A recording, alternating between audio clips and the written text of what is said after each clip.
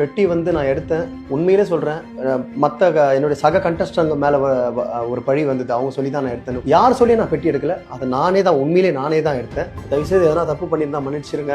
என் மனசுக்கு தோண்டுச்சு, நான் பண்ணிட்டேங்க. தப்பா நினைக்காதீங்க. அப்புறம் வெளியே வந்து பார்த்த பிறகு தான் உங்களுடைய அன்பு என்னன்னு எனக்கு தெரிஞ்சுது.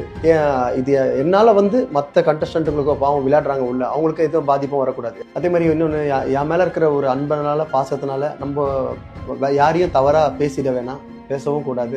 உள்ள இருக்கிறவங்க யாரு ஜெயிச்சாலும் எனக்கு ரொம்ப சந்தோஷம்.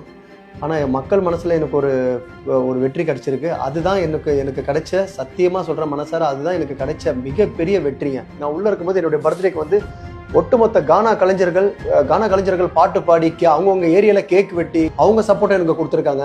அதே மாதிரி நிறைய என்னுடைய கூட இருந்த நண்பர்கள், எத்தனையோ நண்பர்கள் வந்து அநாத ஆசிரமத்துக்கும் முதியோர் இல்லத்திற்கு சாப்பாடு போட்டு பண்ணியிருக்காங்க. அதே மாதிரி கேஜிஎஃப்ல பண்ணியிருக்காங்க, பெங்களூர்ல, மலேசியால வந்து பேனர்லாம் வச்சு பண்ணியிருக்காங்க. எனக்கு ரொம்ப இதை விட என்னங்க சந்தோஷம். டைட்டில் ஆகுது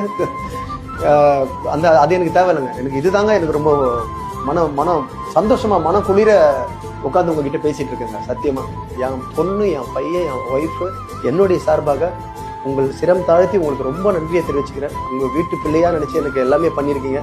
கண்டிப்பா அதுக்கு விசுவாசமா நான் இருப்பேன். இப்படி இந்த வாய்ப்பு வச்சு, எனக்காக இதுக்கப்புறம் வர வாய்ப்புகளை வச்சு நான் பணம் சம்பாரிச்சு கண்டிப்பா மக்களுக்கு நான் எதனா செய்வேன். இது சத்தியம். ரொம்ப நன்றி. உங்க ஆதரவுக்கு ரொம்ப நன்றி மக்களே. நன்றி. தேங்க்யூ.